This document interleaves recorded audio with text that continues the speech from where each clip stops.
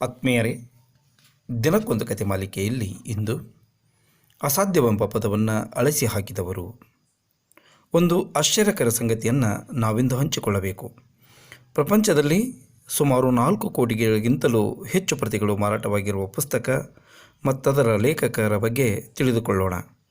ಪುಸ್ತಕದ ಹೆಸರು think and grow rich. ಅದರ ಲೇಖಕನ ಹೆಸರು ನೆಪೋಲಿಯನ್ ಹಿಲ್. ಇದಕ್ಕಿಂತ ಆಶ್ಚರ್ಯವೆಂದರೆ ನೆಪೋಲಿಯನ್ ಬಡತನದಲ್ಲಿ ಹುಟ್ಟಿ ಬೆಳೆದವರು. ತಮ್ಮ 13ನೇ ವಯಸ್ಸಿಗೆ ಕೆಲಸಕ್ಕೆ ಸೇರಬೇಕಾಯಿತು. ಆದರೆ ಅವರಿಗೆ ಬರಹಗಾರರಾಗಬೇಕೆಂಬ ಕನಸಿತ್ತು. ಅವರ ಕನಸನ್ನು ಕೇಳಿದ ಕೆಲವರು ತಕ್ಕಮಟ್ಟಿಗೂ ವಿದ್ಯಾವಂತರಲ್ಲದ ನೀವು ಲೇಖಕರಾಗಲು ಅಸಾಧ್ಯ ಎಂದರು. ಇನ್ನು ಕೆಲವರು ನೀವು ದೇಶ ತಿರುಗಲಿಲ್ಲ, ಕೋಶ ಓದಲಿಲ್ಲ, ಬಡತನವೊಂದನ್ನು ಬಿಟ್ಟು ಬೇರೇನನ್ನು ಅನುಭವಿಸಿಲ್ಲ, ನೀವು ಬರೆಯುವುದು ಅಸಾಧ್ಯ ಎನ್ನುತ್ತಿದ್ದರು. ನಿರಾಶಾದಾಯಕ ಮಾತುಗಳಿಂದ ನೆಪೋಲಿಯನ್ ತಮ್ಮ ಕನಸುಗಳನ್ನು ಕಳೆದುಕೊಳ್ಳಲಿಲ್ಲ. ಮೊದಲನೆಯ ಸಂಪಾದನೆಯಲ್ಲೇ ಒಂದು ದೊಡ್ಡ ಡಿಕ್ಷನರಿ ಕೊಂಡುಕೊಂಡರು. ಪ್ರತಿದಿನ ಹೊಸ ಪದಗಳನ್ನು ಕಲಿಯುತ್ತಾ ಹೋದರು. ಅವರ ಊರಿನಲ್ಲಿದ್ದ ಒಂದು ಸಣ್ಣ ಪತ್ರಿಕೆಗೆ ಲೇಖನಗಳನ್ನು ಬರೆಯಲು ಪ್ರಾರಂಭಿಸಿದರು. ಅವರು ಕವನ ಕಾದಂಬರಿಗಳನ್ನು ಬರೆಯಲಿಲ್ಲ, ಆದರೆ ಬದುಕಿನಲ್ಲಿ ಗೆದ್ದವರ ಬಗ್ಗೆ, ಶ್ರೀಮಂತರಾದವರ ಬಗ್ಗೆ ಅವರಿಗೆ ತೀವ್ರ ಕುತೂಹಲವಿತ್ತು. ಆ ಶತಮಾನದ ಅತ್ಯಂತ ಶ್ರೀಮಂತ ಆ್ಯಂಡಿ ಡ್ರೈವ್ ಕಾರ್ನಿಗಿಯವರ ಪರಿಚಯವಾಯಿತು. ಅವರು ನೆಪೋಲಿಯನ್ನರ ಹಂಬಲ ಮತ್ತು ಕುತೂಹಲ ಕಂಡು ಒಂದು ಒಳ್ಳೆಯ ಸೂಚನೆಯನ್ನಿತ್ತರು. ಬದುಕಿನಲ್ಲಿ ಗೆದ್ದವರನ್ನು, ಸಾಧನೆ ಮಾಡಿದವರನ್ನು, ಶ್ರೀಮಂತರಾದವರನ್ನು ಸಂದರ್ಶಿಸಿ ಅವರ ಯಶಸ್ಸಿನ ಸೂತ್ರಗಳನ್ನು ದಾಖಲು ಮಾಡಿಕೊಂಡು ಅದನ್ನೇ ಪುಸ್ತಕವನ್ನಾಗಿ ಏಕೆ ಬರೆಯಬಾರದು ಎಂಬ ಸಲಹೆಯನ್ನು ಕೊಟ್ಟರು.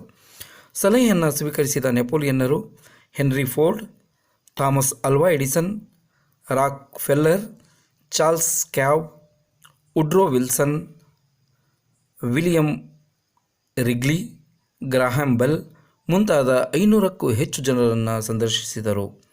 ಸಂದರ್ಶನದ ಸಾರವನ್ನು ದಿ ಲಾ ಆಫ್ ಸಕ್ಸಸ್ ಎಂಬ 600 ಪುಟಗಳ ಪುಸ್ತಕ ಪ್ರಕಟಿಸಿದರು.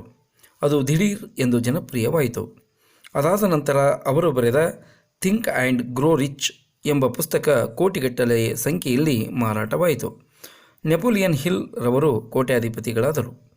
ಅವರು ಬರೆದ ಇತರ ಪುಸ್ತಕಗಳು the master key to riches, key to success, how to raise your own salary, you can work your own miracles ಇತ್ಯಾದಿ ಪುಸ್ತಕಗಳು ಇಂದಿಗೂ ಜನಪ್ರಿಯವಾಗಿವೆ. ನೆಪೋಲಿಯನ್ನರ ಕೆಲವು ಪ್ರಖ್ಯಾತ ಮಾರ್ಗದರ್ಶಿ ಮಾತುಗಳು ಹೀಗಿವೆ: ನೀವು ನಿಮ್ಮ ಬಿಡುವಿನ ಸಮಯವನ್ನು ಮತ್ತು ನಿಮ್ಮ ಬಳಿ ಇರುವ ಹಣವನ್ನು ಹೇಗೆ ಬಳಸುತ್ತೀರೆಂದು ತಿಳಿಸಿದರೆ ನೀವು ಇನ್ನು 10 ವರ್ಷಗಳಲ್ಲಿ ಎಲ್ಲಿರುತ್ತೀರೆಂದು, ಹೇಗಿರುತ್ತೀರೆಂದು ನಾನು ತಿಳಿಸುತ್ತೇನೆ. ಸಂತೋಷವೆನ್ನುವುದು ಹಣ, ಆಸ್ತಿ, ಅಧಿಕಾರಗಳನ್ನು ಸಂಗ್ರಹಿಸುವವರಿಗೆ ಸಿಗುವುದಿಲ್ಲ, ಅದನ್ನು ಹಂಚಿಕೊಂಡವರಿಗೆ ಸಿಗುತ್ತದೆ.